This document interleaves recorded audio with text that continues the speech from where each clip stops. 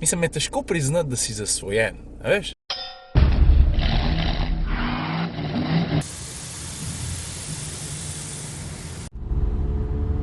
Dobro jutro, ljudi! Skladno s tekom pa skrbijo za zdravje, je tukaj še kakšna druga stvar, ki jo moraš narediti, zato da uštimaš telo v tako formo, v katerim hočem, da je. Tako da, workout me čaka, oren.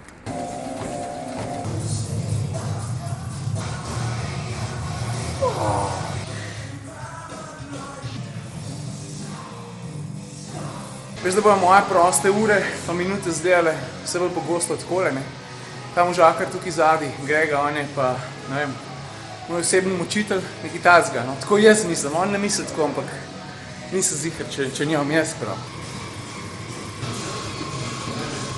To je to, treninga konc, jaz sem prijetno utrujen, pa ne sem to, vmes sem na basu še na enega fizioterapeuta, ki je malo pogledal mojo desno nogo, pa rekel, stari, tetiva mora biti ravna, tvoja pa kaj ena harmonika. Tako da ja, v svoji nogi imam harmoniko in to bo treba tudi poštimati, kar se pa ostalega tiče, počasno napredujem kondicijsko, pa tudi kar se prehrane pa vnosa neumnosti tiče, se tudi boljšam, se mi zdi. Sam cukru pa takim stvarem se odpovedati ali pa odpovedati vsaj večino časa, mislim, je težko priznati, da si zasvojen, a veš?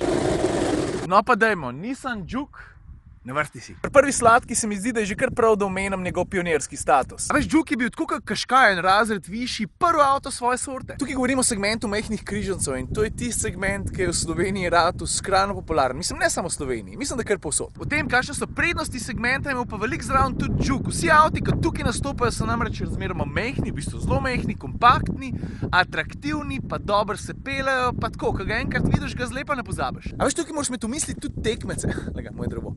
Vsak od tistih tekmecev se trudi prepričati predvsem ali pa najprej z videzom in da je ta avto po 7 letih še vedno tako in your face, da je malo tak napadalen, zanimiv, atraktiven, to je kar dosežek. Tukaj se v bistvu zaletimo že v drugo ta sladko, Detajli, ki ta avto naredijo poseben, predvsem od zunaj. Le kako globoko karoserijo se zajeda in to so poteze, ki ostanejo s tabo, ki ne zgubijo hitro na svoji svežini. Ponavadi, včasih zelo hitro zastarajo, ampak pri tem avtu to pa ne. Ta oblikovna posebnost, pride do izraza res iz vsakega kota, ampak tale kot je pa meni še posebej všeč. Poglej to, pozicijska luč od strani, stari od tukaj do tukaj, kako je lepo nabita, izrazita, mišičasta. In še enkrat poudarjam, da je avto po 7 letih, kar se oblikovne dinamike tiče, še vedno v tako dobri formi.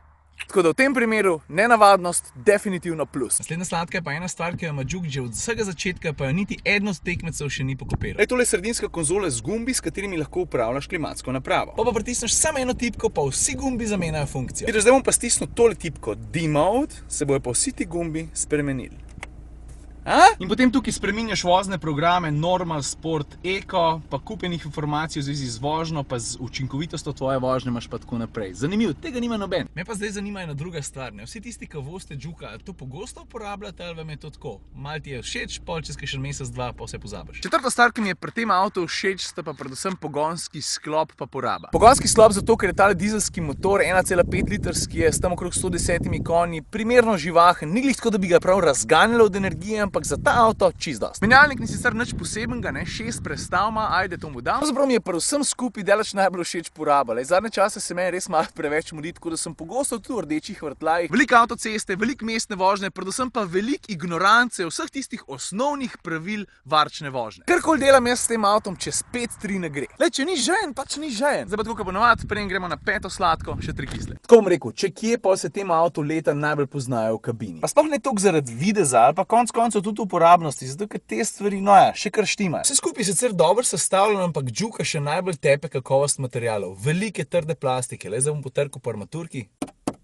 Slišiš to? Veš, je že tako, da so vsi tekmeci, ki so od takrat naprej prišli nivo igre postavili na bistveno višjo raven. Druga stvar, ki me malo moti, pa dejstvo, da je tale volan nastavljiv samo po višini, ne pa po globini. Mogoče še en intermezzo, ne glede na starost je Džuk še vedno v dobri formi, kar se tiče tudi varnosti oziroma asistenčnih sistemov. To smo dokazali tudi na tistem velikem primerjalnem testu malih križancev, ki ga vsake toliko časa omenim. Se je uvrstil na konc od 9 avtov na 5. mesto. Pred njim se je recimo uvrstila Suzuki Vitara, mesto za njim je pa pripadlo komu že?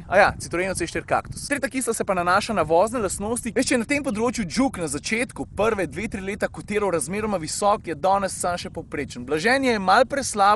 Sicer se zna tudi hitro peljati, ampak se vidi, da mu to ne diši več toliko, oziroma se vidi, da je šel nivo igre naprej. Še eno sladko pripisujem pa lahkotnosti. Jaz sem s tem Jukom res veliko kilometrov naredil, predvsem v mestu, nekaj v Mariboru, veliko v Ljubljani in moram reči, da je ta njegova kompaktnost oziroma kratka medosna razdalja, pa konec koncev tudi kratka dolžina avtomobila res prijeta prav. In če tej lahkotnosti pa okretnosti dodaš še višji položaj sedenja, pa atraktiven videz, pol ti je jasen, zakaj je Juk tako dobro se prijel tudi v Sloveniji. Evo, pa smo dali skozi še ene sladko kisle. Zdaj pa cajt, da grem domov, pa da Tini povem, da me bo jutri spet muskel fiber grabil, ona bo pa rekla, kak it pussy te si. Si videla ta plakat? Ne. Shit, Kaj, povej no. Ja, skoro sem se zaletel. Wet t-shirt, pa joškec spodaj. Pa piše gor, kake češ. Res?